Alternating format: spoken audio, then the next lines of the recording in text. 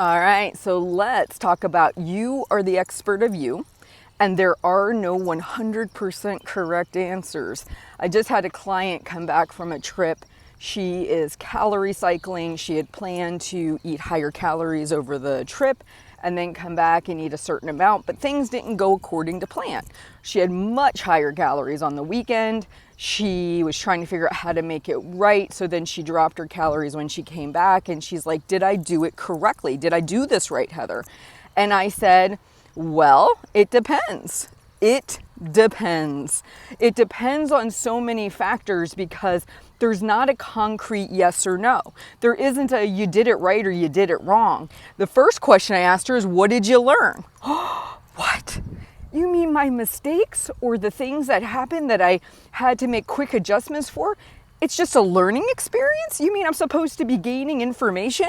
So the very first thing she learned was she needed to plan more calories for when she went away on a trip, right? So number one lesson, what can we tweak next time?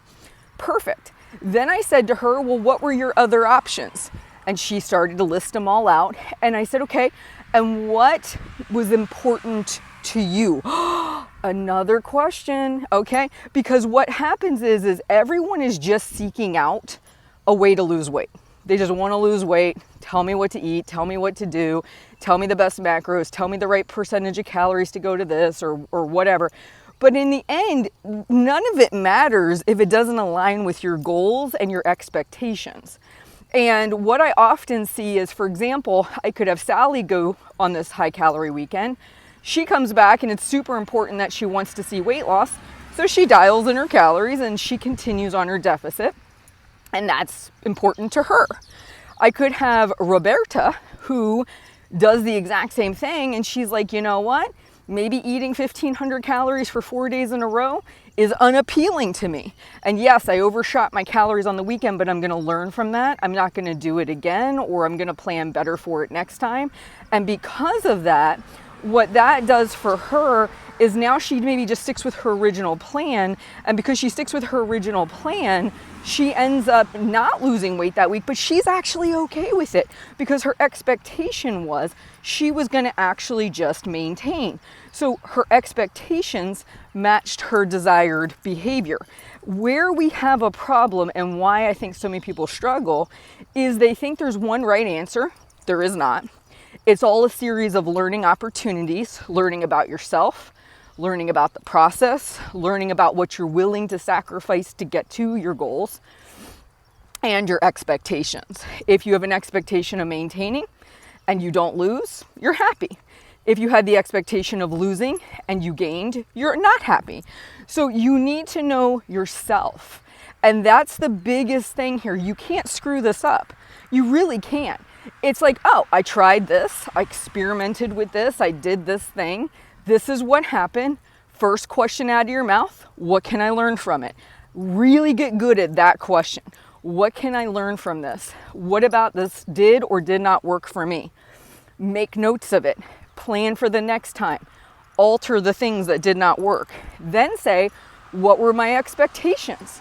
Did I expect to lose weight? Did I expect to stay the same? Did I expect to gain? Because there's coaching clients I have where we know they're going to gain weight. We talk about it. I say, okay, so what did you gain the last time you went on this trip? 5 pounds. Great. What's your goal going into this? Well, I'd only like to gain 2 or 3. Good. They know what their goal is. There's not a right or wrong. There isn't a penalty for this taking 2 years as opposed to a year.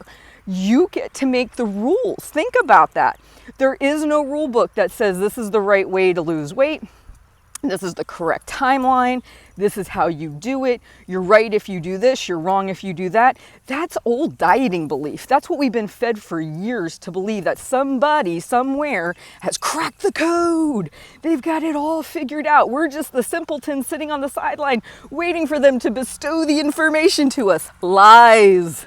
Lies. It is such a simple process, yet it requires consistency and it requires a good mindset to execute. As long as you're seeking out from others the sense of you're doing it right, you're doing it wrong, tell me what to do, you're going to chase your tail. The quickest and most effective way to do better at this process is to start asking yourself these important questions, starting to identify your expectations. And a lot of times with my coaching clients, I ask them, what are your non-negotiables? What are you not willing to sacrifice in this process? You can do that. You can set a line in the sand and say, nah, if it means giving up date nights with my husband, if it means I don't get to hang out with my female friends and have a couple glasses of wine on the weekend, I don't want to do it. You don't have to. It's amazing. When you become the person that makes the final call, when you give yourself the power, I would say dieting, all these years, seeing all the different things, I think it strips women of their power and their autonomy, because they really think they've got to conform to somebody else's rules and expectations. You don't. You get to make the rules. You get to define your expectations. If you want to lose 10 pounds and take 4 years to do it, so be it. Where are you going for the next 4 years? I mean, if that's what you want to set as the goal, then you set that as the goal. And if you are willing to give up the weekends and the alcohol and the pizza, great. If you're not, great. You get to make these decisions. No one can force you to give up things. I mean, they'll tell you this is what you should do. And your mind says, oh, those are the rules. I have to abide by the rules. No, you don't. You do not have to abide by those rules. That's what someone is telling you worked for them. I always caveat everything. Hey, this is what worked for me. I'll share that with you, or I'll say, okay, maybe I've had a few coaching clients. This has worked for them. I'm sharing it with you. You don't have to do any of it. I just want to present the idea, because often when we want to make changes, sometimes we keep approaching things the same way and expecting a different result. The more ideas you take in that maybe you had never thought of before might open up your mind to some other concepts or approaches that might be helpful. But there is no thing that says, because Heather says it, I should do it. Everything I share with you, it's for ideas. It's to generate thoughts. It's not to create a list of things you must do in a sequential order. So I just want to free you on that. I want you to know you can be autonomous. You can take charge of your own life. You don't have to follow somebody's book. You can actually do this in your own way. All right, guys, now that I've had my little rant, I hope you guys have a wonderful day. Please like and subscribe. Share these videos if you think they would be helpful for others. And hit the bell icon so you can be notified when a new video comes out. You guys take care, and I'll talk to you soon.